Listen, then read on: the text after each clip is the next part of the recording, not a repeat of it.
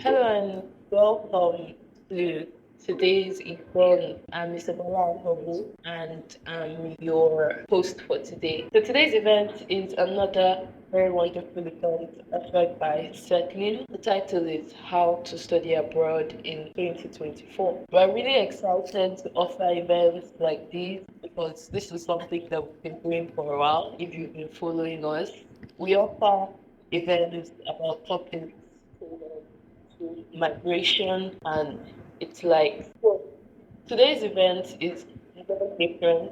We have a couple of speakers who are going to be joining us today. So this event is sponsored by Settling. Settling offers a community where you can meet with people in the study abroad sphere, people live in other countries, and people who are interested in migration. What we offer in Settling is one what you would need to firmly place yourself in a new country, whether you want to travel for study, you want to travel for work, or you just want to travel. So this is what we do, and this is why we offer spaces like this. And considering the perspective of the way studying abroad has changed over the years, you need to be firmly educated on the new way to study abroad in 2024, because this is not where people. There are a lot of new opportunities. There are a lot of new countries that people did not consider before that are available. So, if you are really interested in studying abroad and you're looking out there for the opportunities, this space is the one for you.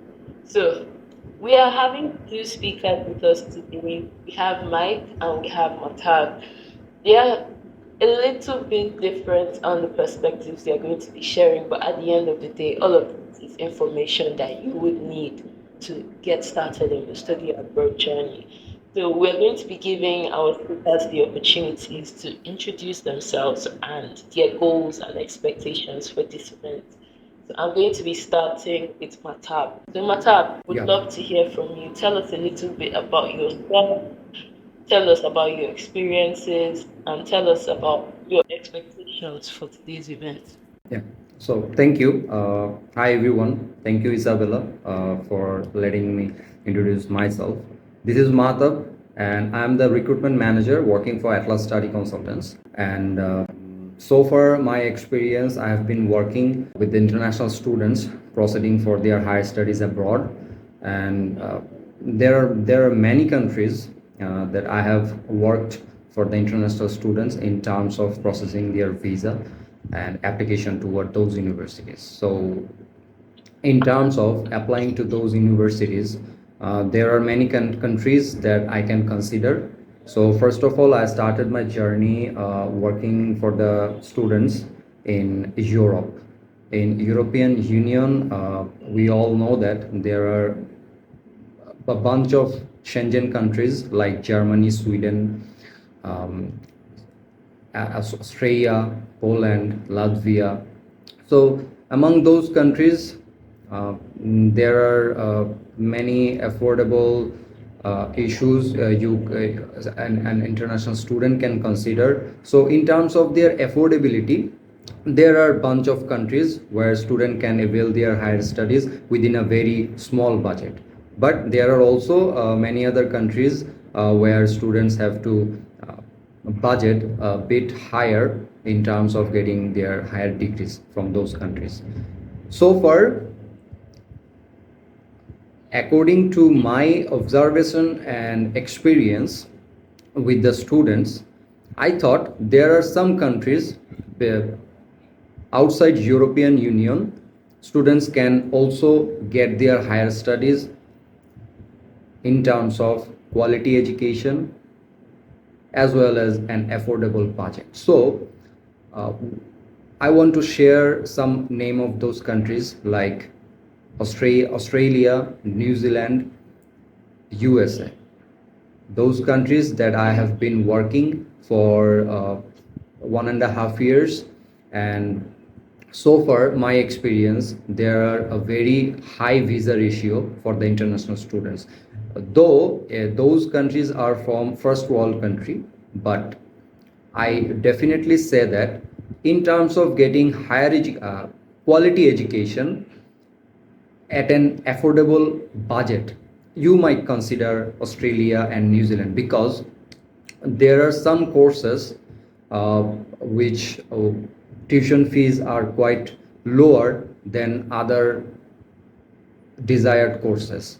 In terms of SOA listed courses in Australia, first of all, let me clear one thing. Why, as a being an international student, why I would choose Australia or New Zealand for my higher studies? There are multiple reasons.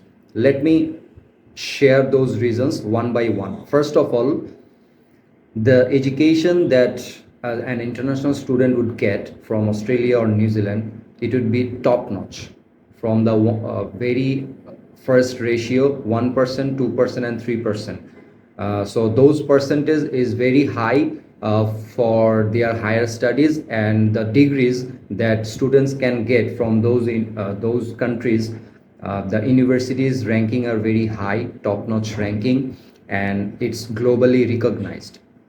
Is it bachelor or masters, doesn't matter. Those degrees, those higher degrees that an international student is getting from those countries and the universities as well, it would be globally recognized. First reason. Second reason is, in how many years I can get the permanent residence. It's a burning issue for the international students, especially from South Asia, from Bangladesh, India, Pakistan. A lot of students coming from those countries that are wishing to get their higher studies from those kind of country like Australia and New Zealand. So their main expectation is, if I invest the tuition fees for the first semester or the first academic year, how could I get the return on investment in a very smooth way? So I would say this is the place, this is the country you should consider, because in terms of doing your higher studies in Australia, within a very short span of time, you can process your peer and get the peer as soon as possible. If I consider for bachelor, it will take 3 years to complete the bachelor in Australia, and if I consider New Zealand, it would take 3.5 years or 3 years to process your visa. So after completing your graduation or post-graduation in Australia and New Zealand, you can immediately start your permanent residence process, and within 6 months to 8 months you can get the PR. So there are different procedure in terms of getting the PR. If I consider Australia, you have to hit 65 points out of 100. If you able to hit the 65 points or collect 65 points, you will definitely get the PR within a very short period of time. If I consider New Zealand, you will need to collect 6 points in terms of getting your PR. So the PR points and the procedure in terms of Australia and New Zealand, it varies, but the processing time and the way of the process in terms of getting the PR is quite similar.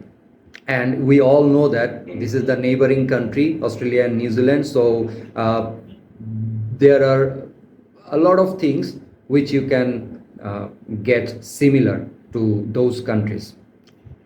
If I talk about the education quality and the tuition fees you should consider in Australia. First, let me talk about Australia. You need to deposit the tuition fees only for the first semester. But in New Zealand, you need to submit the tuition fees for the whole first academic year. So the tuition fees range is between 26 to 35,000 Australian dollar, and it's quite affordable as you have to deposit only the first semester tuition fees. So in terms of flying for your home country toward Australia, if you are getting the Australian visa, so you will need to have a budget of at least 15, in terms of BDT it's 15 to 16 lakhs, but if I consider into USD, so it becomes 9 to 10,000 USD. So within this budget you can make a very smooth journey toward Australia. And the most important part is to when you arrive in Australia, you need to manage a couple of things. So especially when we are dealing with the international students for their higher studies in Australia, I am suggesting them to manage the duration of your departure from your home country. At least 2 or 1 months before you need to arrive in Australia, because there would be a lot of things that you need to manage. The atmosphere, you need to become familiar with the environment that you are staying. So if I consider some region area in Australia like Darwin, Tasmania, Adelaide, Brisbane, Canberra. So these are the regional area that student should consider, because compared to Sydney and Melbourne, you will have to wait for a long period to get the PR. I'm talking about the PR very frequently because this is the issue, and is an international student is thinking at the top level. This is the this is one of the most burning questions from their side. So that's why I'm mentioning this point, which is permanent residence, frequently. So if you consider Sydney and Melbourne, you will need to wait a long period for getting the PR. But in terms of other region area that Australia is having right now, if I consider you are applying for the Charles Darwin University, so you need to continue your classes at the Darwin campus. So if you are considering for Bachelor of Computer Science or Information Technology at the Darwin campus in Charles Darwin University, so in terms of choosing this region for your higher studies, Australian government will provide or will reward you as a 5 point. So this 5 point will be a matter of issue in terms of your application to the permanent residence, because you have to collect at least 65 points. So when you are getting the 5 points in advance, at least 2 or 3 years before, compared to your completion of the graduation, so it will play an important role to get the PR.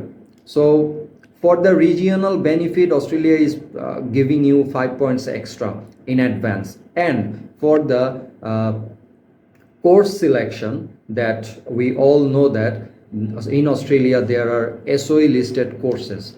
In terms of those selecting those courses, you will get extra 5 points for selection of these courses. So in the list of those SOE listed courses, there are a couple of courses. If I name of those courses, first comes the engineering faculty, then information technology, AI, artificial intelligence, and as well as there are many courses like financial technologies or business analytics or business intelligence. And on top of that, if you consider nursing or early childhood education or education, so those are the SOE listed courses, and if you select one of those courses, you will get extra 5 points from the Australian government. So let me clear one thing, that you are getting 5 plus 5 in terms of peer region and SOE listed courses. So you are getting 10 points in advance. So when you will apply for the peer, you already have 10 points, so you need to collect only 55 points. So these 55 points you will easily collect. How? In terms of your bachelor CGPA in Australia, or if you are considering your masters in Australia, your masters CGPA, it will depend. And as well as if you are married, then extra points will added into your profile. and if you when you will apply for the PR, you need to take the IELTS exam again. So there are other factors also you have to consider. So all those factors, you can easily get the 55 points if you are able to gather those extra 10 points in the initial of your bachelor or post graduation courses. So this is a very important factor that we always suggest the international students, that your selection of course and the selection of your region when you where you will desire to study. So those two factors will play an important role in terms of your application to the PR process. So these kind of things an international student should consider when he or she will apply for for their higher studies in Australia. And also in Australia, if I consider the university names that we are doing our services with those universities. So we have been affiliated with the universities in terms of providing and recruiting the international students. So if I mention some universities among all those universities from Australia, I would definitely consider level 1, level 2 and level 3.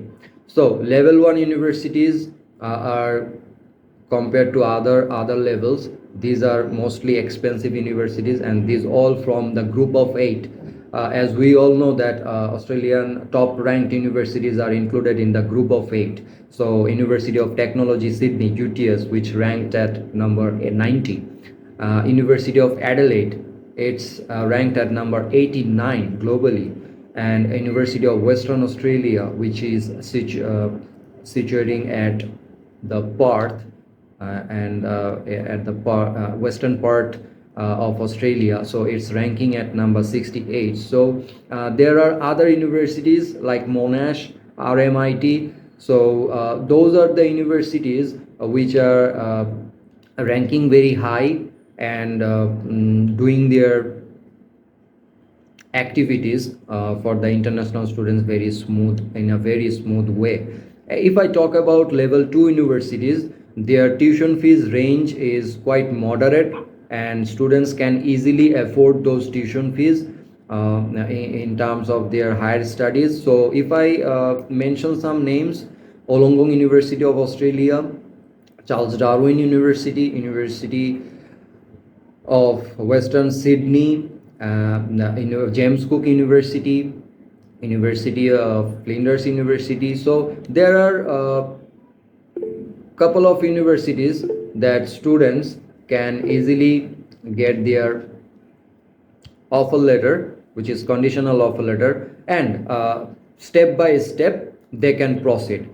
So those are the universities that we have been working with for a long time, and frequently we were able and we are able to provide to send all of our students from Bangladesh, Pakistan, India toward those universities. So we have a very good ratio.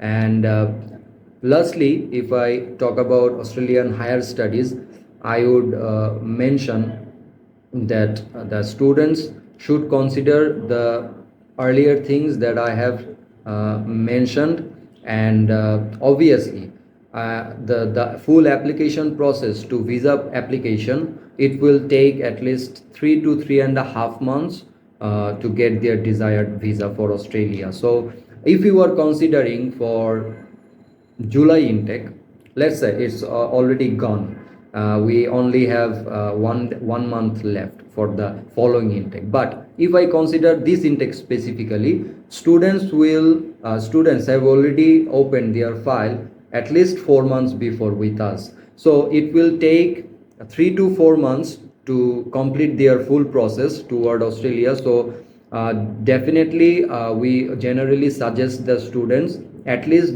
the intake that you are considering, 3 to 4 months before you should apply for the application. for the university.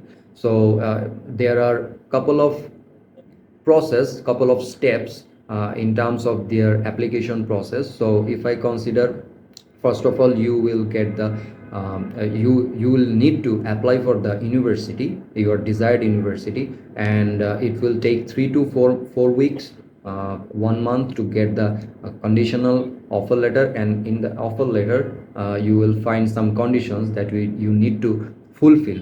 So after that you will have to proceed for the GT clearance. As we all know that in Australia, which university you are considering doesn't matter, but you have to clear the GT, which is genuine temporary entrant. By the way, GT is now replaced with genuine student test. So in the recent month, if I consider, it's January or February, Australian government announces the new term in terms of GT clearance. It's become genuine student test. So you have to need to clear the GST. So genuine student test.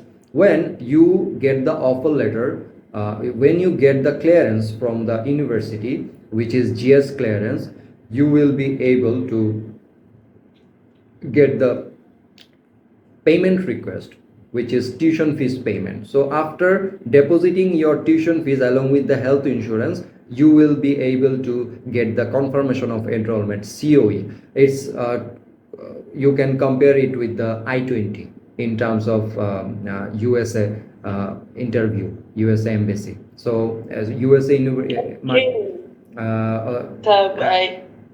sorry to cut you short there. It's just we have limited time, and in due time during the space, we would address and read all this, because you've already taken us deep into the process of application, and though we appreciate it, but yeah, we would love to, be step by step, if that's okay. yeah. So just let me allow some 3 or 4 minutes, I guess it would be concluded. So I will make a conclusion. So in terms of applying to Australia, I would definitely suggest that international students from especially from South Asia, south part of Asia, they can consider Australia, New Zealand for their higher studies. And as I have already worked for some European universities in Germany, Czech Republic, and now I am working for Romanian, some of the Romanian universities like University of Bucharest, the Polytechnic University of Timisoara, Babes Bolyai University. So there are a couple of universities in Romania that I'm working with. So I would suggest that if you are considering a very affordable budget, affordable tuition fees, Romania is the place you can plan. So the application fees, the tuition fees for the first academic year is very low, and compared to a Schengen country, as Romania has been included in the Schengen region just before a couple of months ago. So it's a huge thing for the international students who are considering a very affordable tuition fees universities. So I would definitely suggest that Romanian universities are providing top-notch quality education toward international students. So as you are considering a very affordable tuition fees universities, you can consider Romania, because as we all know that if you are staying in some of the European Union countries, Schengen country, you will definitely get an opportunity to work for a part-time basis, or if you are considering other jobs in European Union, you can easily manage your tuition fees along with the living expense staying over in European Union any countries. So in Romania there are multiple opportunities available, and an international student can easily manage their all expenses staying over there. There's some kind of things that I would love to share, and I have already shared, and that's from all also that's all from my side. So if you are considering Thank you so me, much. we can talk further in terms of those issues. So, Isabella, the floor is yours, and thank you for listening to me. Yes, thank you so much for sharing all you shared with us. We appreciate it a lot. And also thank you for passing me the floor. Okay, Mike, I would love to give the floor to Mike now so that Mike could introduce himself and maybe share a bit about what he has to offer in today's space, just like you did. Yeah, I think my time already went really, really deep, and sharing a lot of insights about studying in the other part of the world. So yeah, Australia, New Zealand, and every other country down there, which I think was very insightful just to understand what the student can expect there. On the other hand, my focus from Jakarta travel is mainly around Europe. So primarily um, the the Schengen zone. So first and foremost Germany, and then other countries around the Schengen zone, and then extending also into the European Union. What I have come to understand in the last 10 years being in this space is the incredible opportunities available to international students when it comes to studying in Europe. It's interesting to know that when people from other parts of the world, so Africa, Asia, North America, I mean, even also Australia and New Zealand, when they think about studying abroad, Europe doesn't come to mind. Most people think about other English speaking destinations or countries, so like the USA, Canada, Australia, the UK. It's just in a few occasions, or very less often, that people think about Europe. People think about countries like Germany, the Netherlands, Luxembourg, and so on. And I think one of the major reasons is because of the language barrier.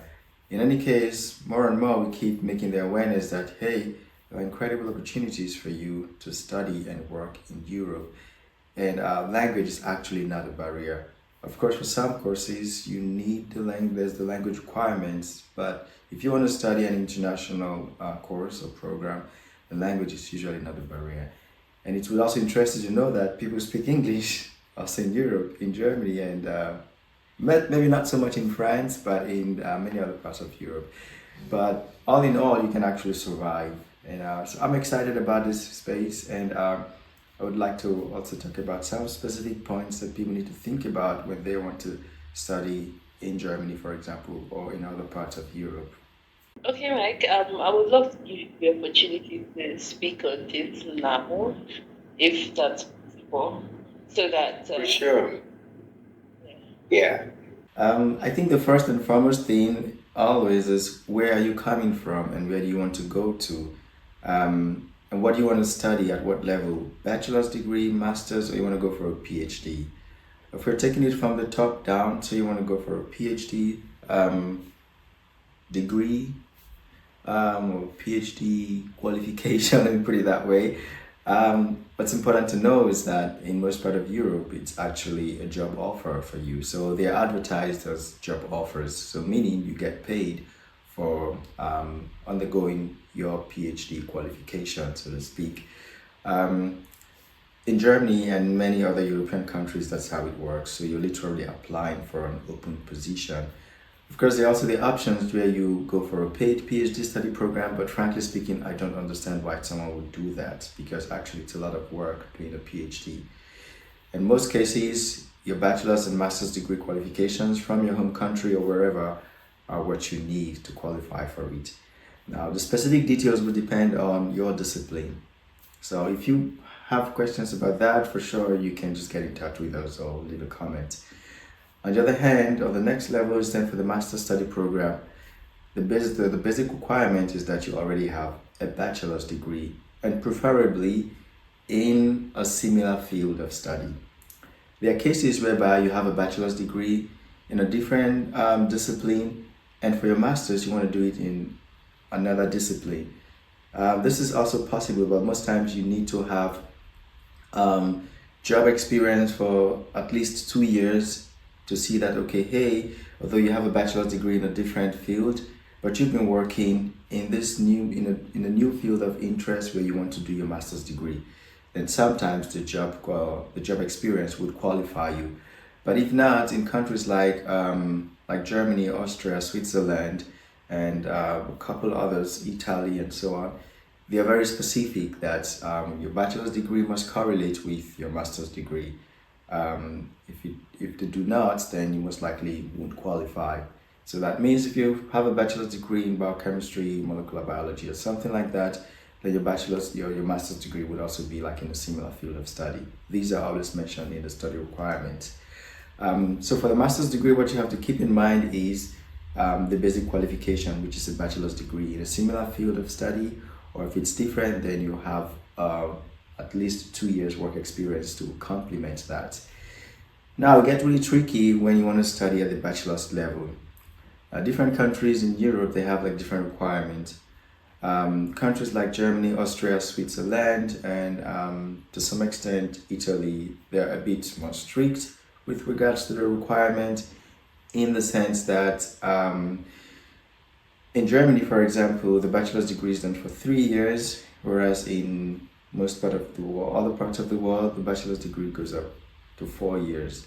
And now the reason is because people spend a longer time during their high school education, or they spend less time during their high school education. So there's this system whereby you're at the secondary school level, you do up to A level, whereas for other countries, you do only up to O level. So for example, in West Africa, I think they have this O-level system whereby you come out of secondary school with an O-level qualification, whereas in other parts of Africa, so like Tanzania, Cameroon, I think those are 2 African countries I know, you come out with A-level qualification. So most times when we have students coming from India, Ghana, Nigeria, maybe South Africa and so on, that they graduate with an O-level qualification, you cannot easily study in Germany because you don't have the correct university entrance qualification. If you're coming from other countries like Cameroon, Tanzania, where they come out from secondary school with an A-level qualification, then you already meet that requirement. Now, depending on where you're coming from and where you're going to, you just need to have that right university entrance qualification. If you don't have it, then there's provision for that, which is called preparatory study program or foundation course or something else, depending on the country. So again, this is like the basic requirement for the bachelor's degree. There are of course other things that play a role, but I just wanted to mention the most important requirement. What I like about studying in Europe is also the opportunities that you're exposed to. Now, the nice thing about studying within the EU or the Schengen zone is that your residence permit will then qualify you or will give you access to multiple other countries. For me, I see it as having an opportunity to be in several countries at the same time. So you are exposed even to a much bigger job or labor market, as the case might be. So what this means is you have the opportunities to access not just the things in your country, but also like where you're resident, but also other locations, which I find very incredible. It gives you also the opportunity to experience cultures and lifestyle from other countries. And before the end of your studies, you can always decide, hey, where do I want to stay? Do I want to settle in Germany? Do I want to move to France? Do I want to go to Italy? Do I want to go to Belgium? And so on and so forth. So I feel like this kind of cultural diversity, flexibility in movement, no restriction, it's very incredible. And this further, of course, extends to when you're done with your studies and the type of long-term residence permit which you're going to get. There's something called the EU Blue Card or the EU Permanent Resident, which I think it's incredible. Again, giving you access to penetrate and also enjoy opportunities from different countries. There's also a very important point when it comes to the cost of studying and also living. I want to believe that Europe beats other parts of the world in terms of like low cost of study. It's incredible. I think if you do your research, you'll find out that in some occasions you might even study a lot cheaper in Europe than in your home country. You just have to do the math. That further extends also to the cost of living, So we can't finish all these things in one space for sure, but I just hope I'm able to excite you about what you can look forward to when it comes to studying in Europe. Thank you so much, Mike, for that teaser. I'm sure not only I enjoyed it, our audience must have also enjoyed it. So, like we said before, we are just here to whet your appetite a little bit about what is to come. We are going to be hosting a series of events about how to figure out the right country to go to, how to smooth out your applications, and eventually land in your desired country, studying your desired course. And this is not all you're going to see from Mike and Matab. We're going to bring them back and we're going to have a very long sit down entertaining all your usual questions and give you the opportunity to reach out to us if need be to follow up on whatever it is we said during the space, or maybe you would love to take or make use of any of the services mentioned. Like I said at the beginning of the space, this space is sponsored by Set. We would love for you to check us out. You can check us out by typing www.settler.com on your browser, and you'll be led to our site where you'll be asked to sign up. Remember, like I said before, we offer a lot of things from a community of individuals who are dedicated to all about migration, whom you can share and receive information with, to a library of content about different countries and different opportunities all over the world, to a lot of different mediums with which you can express yourself. Mike. Yeah, that sounds very good. Thank you very much.